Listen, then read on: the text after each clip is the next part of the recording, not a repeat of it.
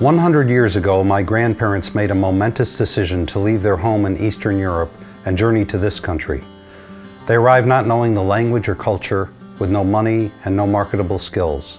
They came to escape religious persecution, but also in search of opportunity.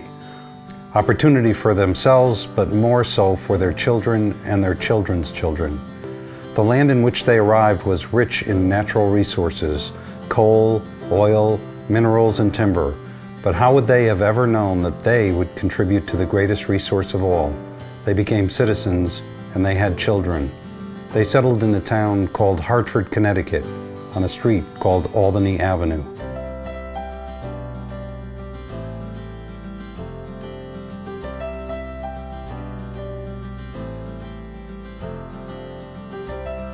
Albany Avenue was a great place to be raised. When I was a kid, I had great-grandparents, grandparents, aunts, uncles, cousins.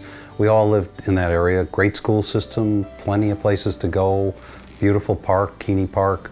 Everybody was happy. People didn't have a lot of money, but in those days it was just a very happy, safe, great place to be a child. My grandparents had a store in the north end of Hartford. My father wound up taking it over with my uncle. My cousins worked there. That was a place where they really enjoyed the community. As a matter of fact, in my father's last days, I asked him the best times in his life, and he told me it was in the north end of Hartford because of the relationships he had with his customers.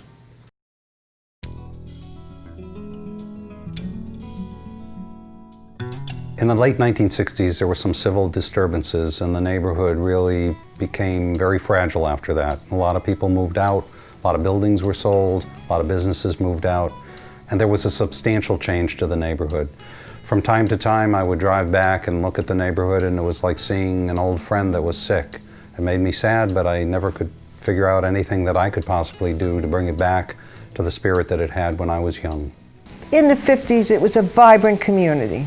In the 60s, you had race relations and problems, and you had a flight. And many of the residents that were here moved into West Hartford, and the avenue went into a decline. Although I was not born in Hartford, I arrived here 32 years ago. I've been a homeowner in Upper Albany neighborhood for 31 of those years. When I first moved here, I actually purchased my home here because I wanted to contribute to the success of the neighborhood. I was told at that time that there were a lot of changes that were going to be coming down the road. I remember when I came to Hartford. I remember the places that I went. I remember the people in North Hartford, the Albany Avenue area, the Doc Hurleys, who helped me put together a successful television show for teenagers. When I first came to Hartford to be president in 1998 and went to see Albany Avenue, it struck me as if I had been here before. Not literally, but figuratively. My father was a merchant, as was his father before him, on Fifth Avenue in Tarentum, Pennsylvania, and it looks a lot like Upper Albany. As I came to know Hartford in those first 6 months I was here, I thought, gee, this would be an area that we as a university, because we're close by, should help to develop.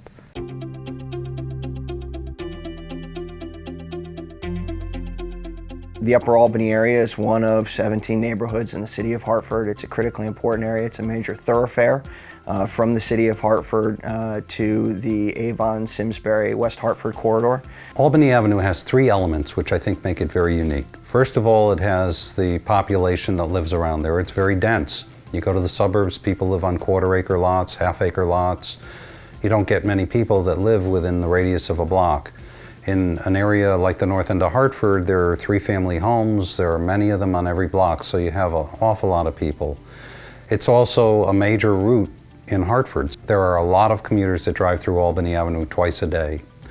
And the third thing is we have a very vibrant university which is in walking distance of Albany Avenue, and that's the University of Hartford. I don't think you'd find those three elements very many places. We have 33,000 cars driving up and down Albany Avenue on a daily basis.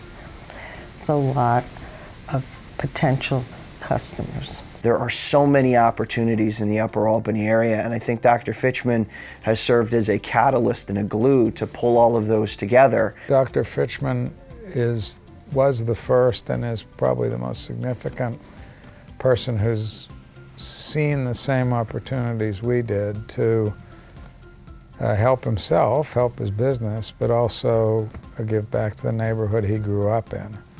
And that's been a real inspiration to me.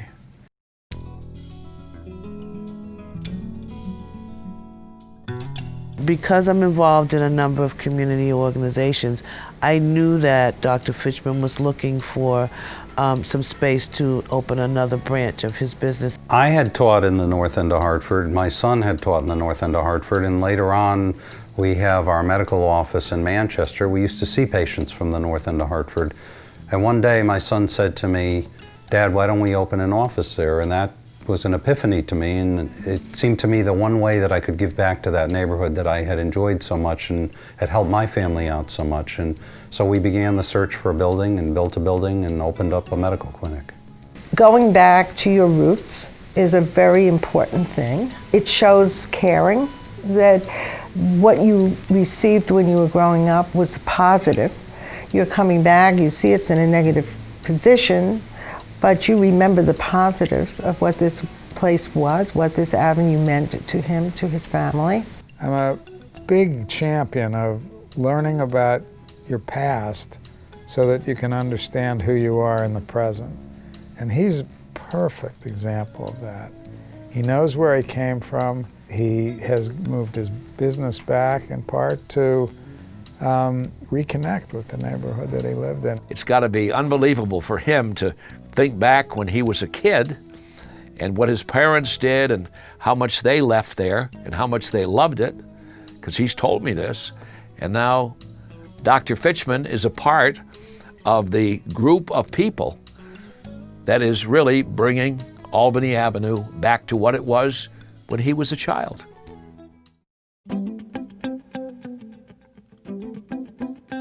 I met Dr. Fitchman about maybe a few years ago, we'll put it that way. And it was because of this issue that we had. We were working on trying to get this quasi-public agency to stop basically digging up the streets that are in our community so that we could flourish as businesses. And he has a business on the same street as our business here.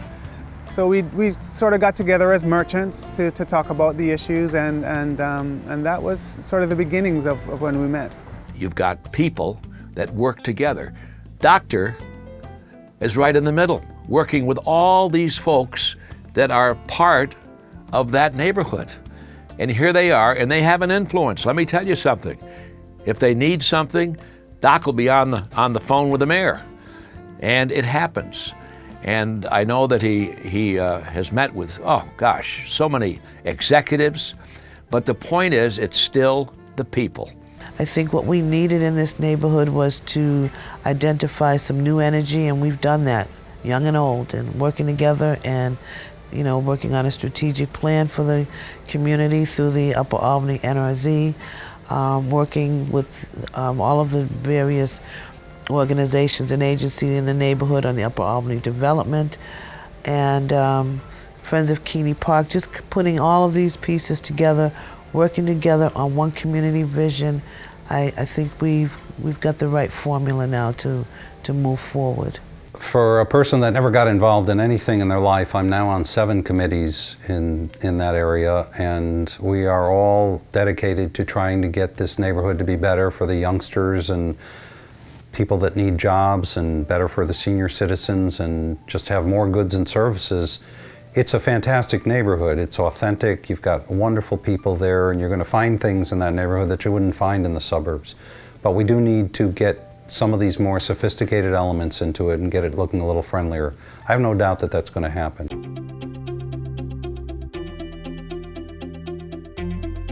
I can't help but think of how it was in '58 and how it is now, years later. I mean, I've been here over 50 years, and what they're doing to it is incredible. I think that Upper Albany is primed, probably unlike any other neighborhood in the city of Hartford, for a significant explosion in a very positive way. As a merchant community, the vibe is definitely up. I mean, people are thinking about the future. People are, thinking about, making improvements to their properties. You see it happening. The first thing that happened that helped change the neighborhood was Scott's Jamaican Bakery opened on Albany Avenue. And it's a very popular place for people not only in the neighborhood, but people that come from outside the neighborhood. It's a great building, it's clean, they've got flowers out front, nice canopies, and people are attracted to that. The next thing that happened was that the University of Hartford made an enormous investment, took a Cadillac place that was defunct and put an awful lot of money into it and made a performing arts center. That is a brand new shiny building that I would put up in any suburb and it still would be a gem. And then I came along and built the building that I have, and I've got my office there and a dentist that's just opened next door to me. We also have a new Upper Albany branch of Hartford Public Library. We've got the Artist Collective, a $5 million building with unbelievable activities for youngsters, just something that I've never seen in my life. I'm on the board of the Artist Collective. I've done my radio program from the Artist Collective, and that is a magnificent building, and what they've done there with the young people.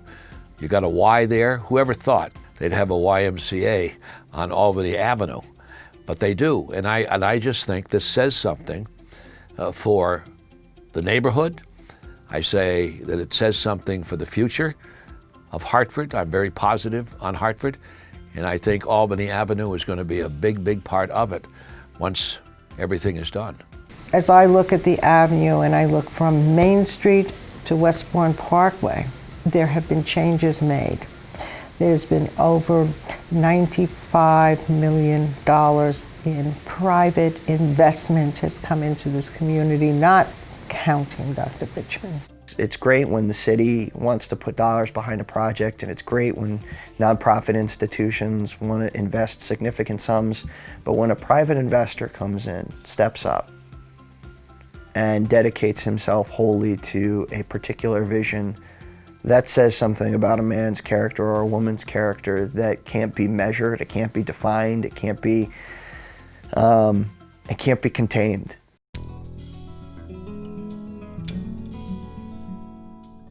If I could predict the future, I think what will happen is one by one, small businesses will come into Albany Avenue offering things like bagel shops, donut shops, clothing stores, coffee shops, restaurants, nice sit-down restaurants, pizza parlors, grinder shops, you name it.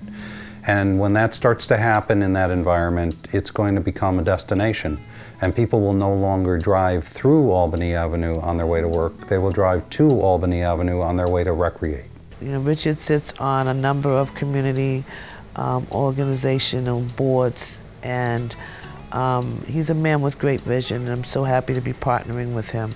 So when he bought that building, we all knew that it wasn't just going to be that building, because you can't just buy a building and put up a nice shiny new building and think that's going to take care of the rest of the blight in the neighborhood. We know that he has a vision for other properties, and we're looking forward to him being able to redevelop other properties, and in addition to the streetscape that's going to be coming through here in 2015, and the facade program that Upper Albany Main Street has just gotten the first bit of funding for.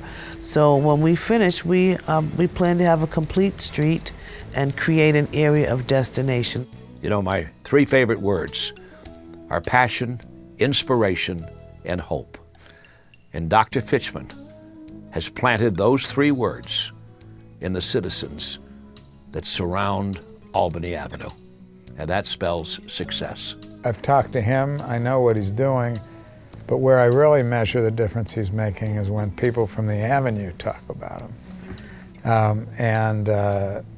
I had an experience about 6 months ago of going into a meeting with the Upper Albany merchants, most of whom I've worked with for a while, and he's right among them. What a great example. Come to a Merchants Association meeting and sit there with a person who runs a day spa or hardware store or a Caribbean market.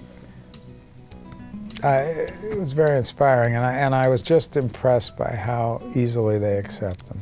In some ways, I think it's generated from his family. He's got so much love for his family. They come first in his life. It's been a real eye-opener for me, and he's been a great inspiration. And I think that all of those qualities sort of funnel into this man who, in his humility, wants to do really great things for people who he thinks really deserve the opportunity.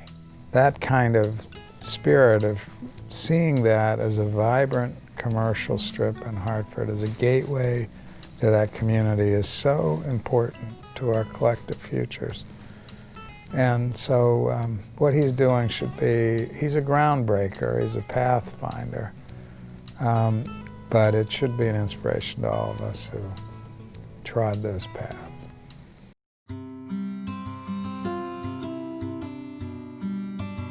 Well, when I was a youngster, I was a very happy kid. Everybody was nice to me, everything was pleasant. It was as though there was a big buzz, like a basketball spinning on my finger, and everything was just beautiful. And then one day, I was sitting at my grandmother's house. Actually, this very chair I'm sitting in is from that house. And she told me a story about when she was young and lived in Russia, and there was a pogrom where she was holed up in a second floor of a community center or something, and there were angry people outside throwing rocks and with terrible epithets, and they were afraid they were going to burn the building down, and of course they were all frightened. And I've thought of that many, many times in my life and how frightening that must have been. And then she turned to me, and she was the wizened grandmother, and I was just a youngster. But for that one moment, she became the youngster, and she said to me, "Why would they do that? They didn't even know us." And I've been haunted by that comment throughout my life. I've seen events in places like Rwanda and Bosnia. I've seen what's happening in Syria right now, and I think the same thing. My grandmother's words haunt me. Why are they doing that to people that they really don't even know? And I've thought about what answer could I give her, and I've never come up with an answer. But the only way I can think of answering it is that if you really try to help people and prevent them from living in isolation and make things better for a group of people, you are in a way answering that question, because you're making people feel better about themselves, and it's less likely that bad things are going to happen and more likely that good things are going to happen.